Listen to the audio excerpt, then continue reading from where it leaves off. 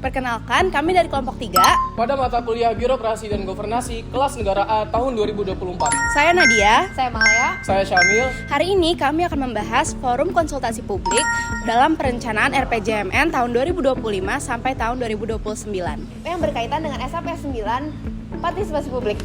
Partisipasi publik itu sebenarnya simpel. Kenapa sih? Itu tuh gimana pemerintah ngajak kita sebagai masyarakat untuk berdiskusi bareng untuk membuat keputusan. Nah, partisipasi publik ini ada level-levelnya. Pertama, pemerintah ada yang cuma nenek aja ke kami, ataupun pemerintah bisa ngajak kita untuk diskusi gimana cara masalah penyelesaiannya. Dan yang level tertingginya itu adalah kami sebagai masyarakat ikut turut serta dalam membuat keputusan dengan pemerintah. Nah, dalam ini semakin tinggi levelnya, masyarakat itu memiliki kontrol semakin besar dalam keputusan publik. Hal ini membuat birokrasi di Indonesia lebih menjadi akuntabel dan terbuka.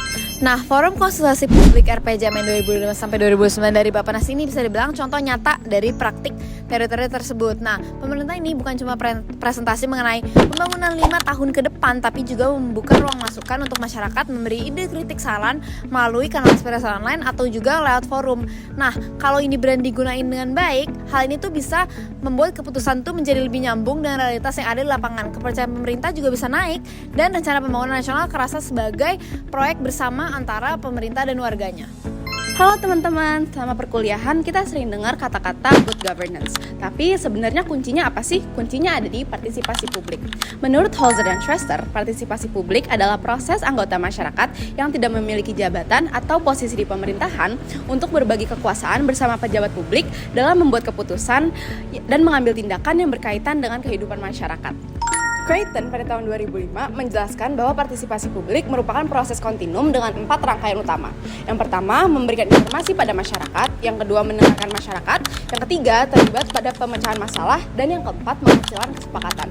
Terus, kenapa sih partisipasi publik ini penting? Yang pertama, untuk meningkatkan pemahaman mengenai masalah publik sekaligus menggali dan memunculkan potensi dalam mencari solusi, lalu untuk menghasilkan dukungan untuk keputusan serta implementasinya. Selain itu, untuk mengendalikan ketidakpastian dengan membangun kepercayaan publik, meningkatkan kualitas informasi, menstabilkan hubungan, dan meminimalisir risiko dari perubahan yang tidak diantisipasi.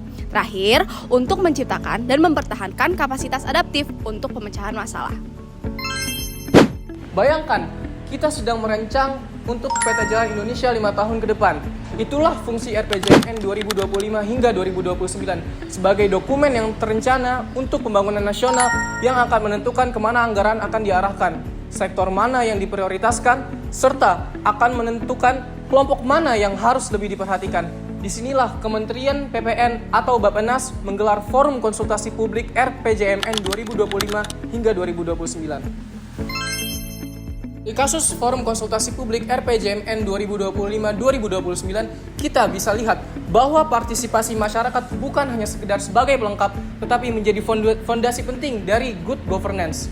Pertama, partisipasi publik membuat pemerintah menjadi lebih akuntabel dan responsif karena kebijakan tidak hanya disusun sepihak, melainkan harus bisa dipertanggungjawabkan kepada publik.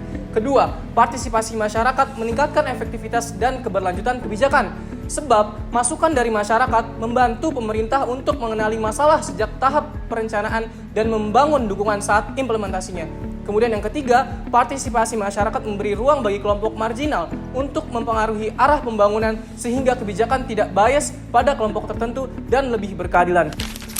Ketika ruang partisipasi dibuka, bukan berarti menyerahkan arah sepenuhnya pada orang lain. Tapi ketika kamu memilih untuk terlibat dalam forum, menulis aspirasi, menyebarkan informasi ke komunitasmu, kamu sedang ikut menulis bab berikutnya dalam perjalanan negara ini. Suaramu mungkin terdengar kecil, tapi coba bayangkan jika kemudian digabung dengan ribuan suara lain yang peduli akan nasib negeri ini.